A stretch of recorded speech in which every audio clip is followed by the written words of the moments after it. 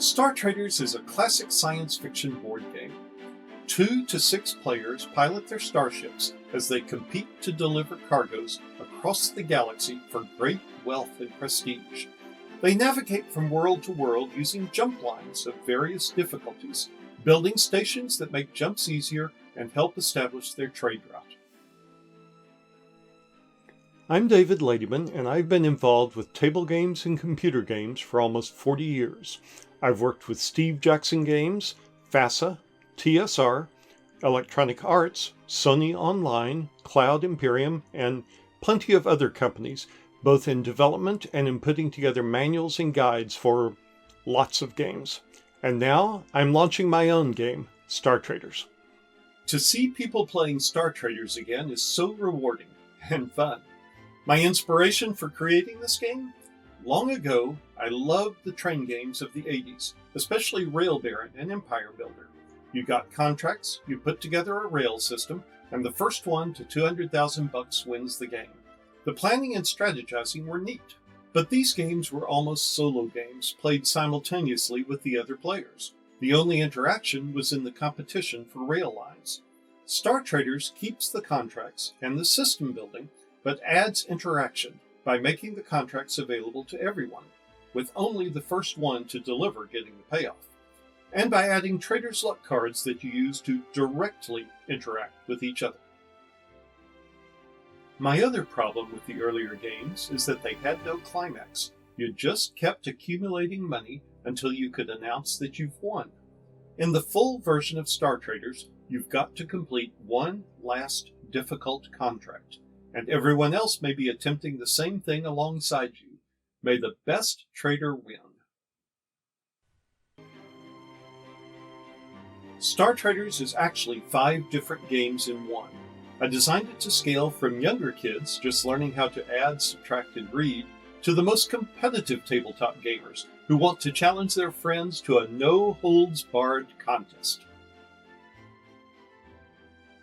Great. I really like the depth of strategy it gives you and level of options without being overwhelming. A lot of the rules are on the cards that you're using, so you don't have to sit there and decipher a bunch of symbols or look through the rule book all the time, and handy cheat sheets help too. I really enjoyed the game. I like the mechanics of it a lot, and it's a lot of fun to play. It's a bit cutthroat, which is great, and it's fun for the whole family. You can play it lots of different ways, which makes it even more fun. I liked building space stations on the board. The various things you can use to mark your place and make the board your own with your own strategy is very interesting. I really love the science fiction references. It's fun to play a game where you catch the references, especially references to things like Doctor Who and Star Wars and Warehouse 13. And it's just fun to be an insider in that and to enjoy the little bits of humor there. The science fiction references, both on the boards and in the cards, gave me kind of a weird nostalgia every time I went to read some flavor text, or when I was looking for a planet and I saw, oh, look, atoms, or I'd read a card and it's like, oh, it's bigger on the inside, those, a little extra smile when you're playing the game. Meanwhile, space, science fiction, adding all the references to SF books and shows was an obvious fit. That's actually one of my hopes in making this game, to introduce people to some really good science fiction stories. It's one large homage, with the worlds named after favorite SF authors of mine. The cargoes that they export relate to the books they wrote. Players can explore the Star Traders galaxy, then read those books and deepen their enjoyment of all science fiction. The personalities can feel like you're taking on a role in a science fiction epic, especially with the introductory fiction that Charlie Duncan has written for each one, and with the art that Ryan is creating. Whether you're the hero, navigator, engineer, negotiator, insider, or rogue, you have a unique advantage, and you can't help but start to embrace that character as you play it. First, we're going to deal out some Trader's Luck cards to each player. We each get 2 to start with.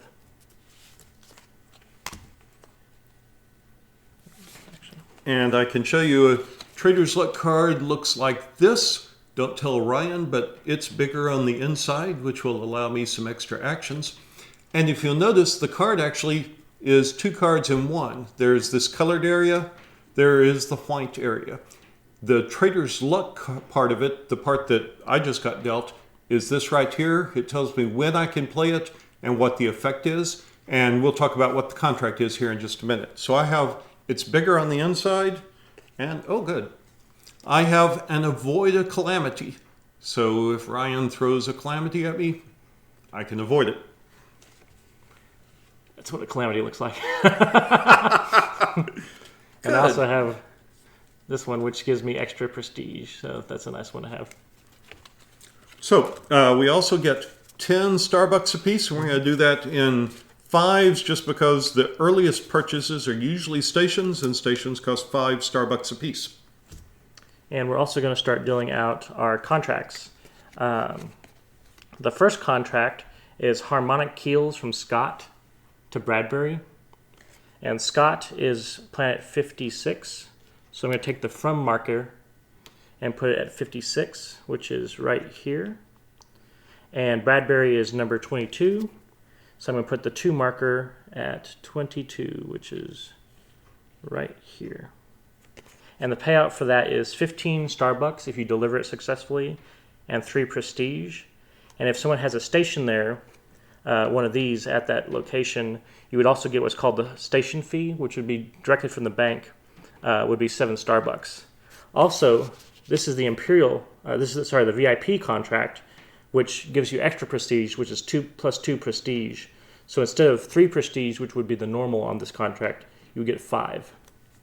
We each get a counter. We all start with 1 prestige because every star trader out here is at least that important.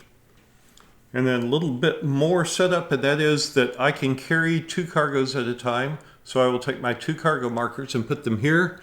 And every time I pick up a cargo, I will indicate which contract I've grabbed. I get 5 dice, and the 5 dice are how we keep track of actions. You get 5 actions in a turn. So I'm going to put them on my player mat in the unused action box. So normally an action, you can use an action for various things.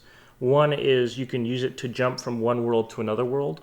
And there's different types of jumps. There's a regular jump, which is you're jumping from a world that you don't have a station at, in which case you have to roll the die roll that is required. So for green lines, you have to roll a 6 or better.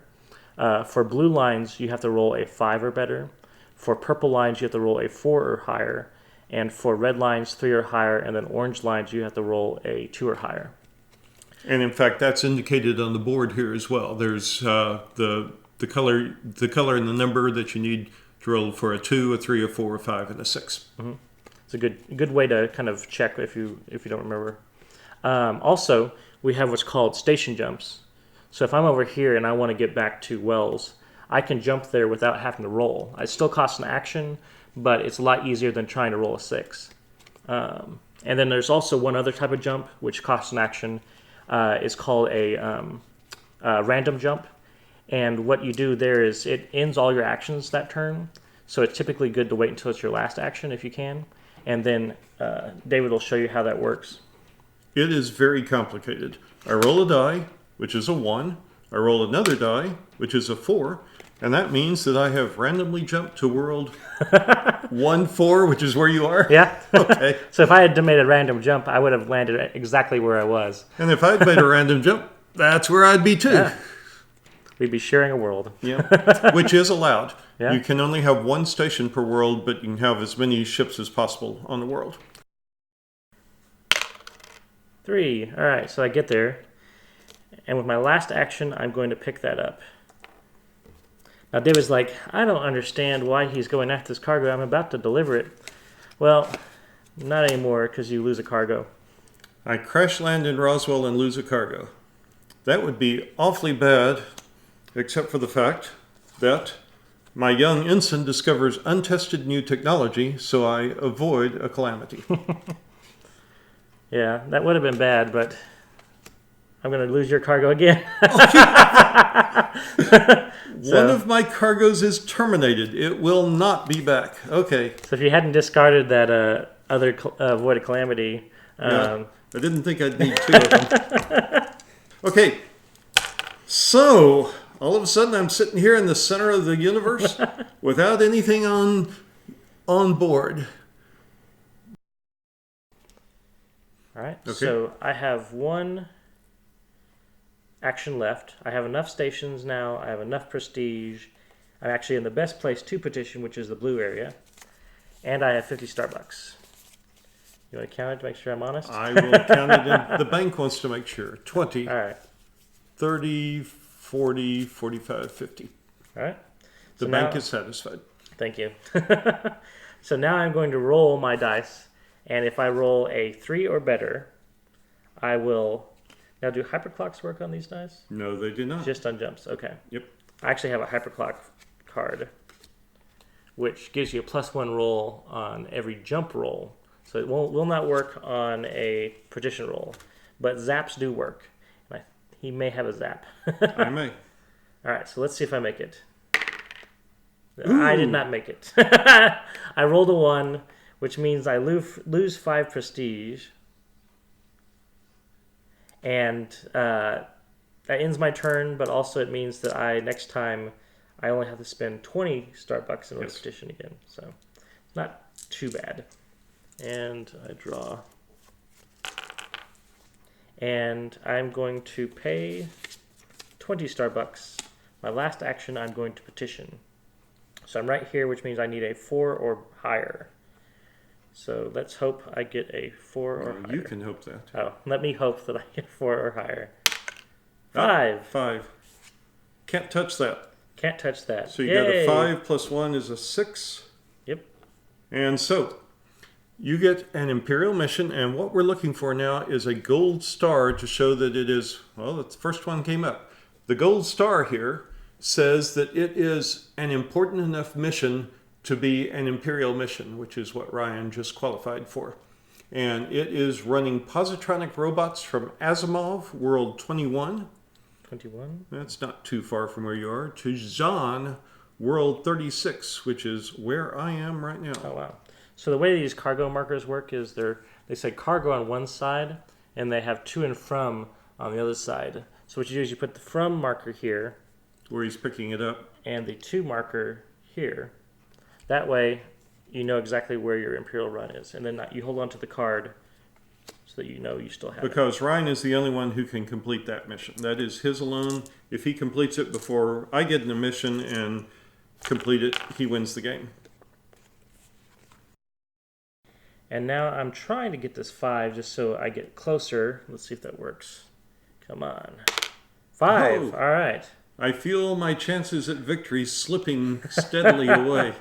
All right. So now I need to roll 4 better. I do have 2 dice, so that means I have 2 chances to win. Let's try this. A 3. It is not enough to make it all the way there, but I can go to Moon.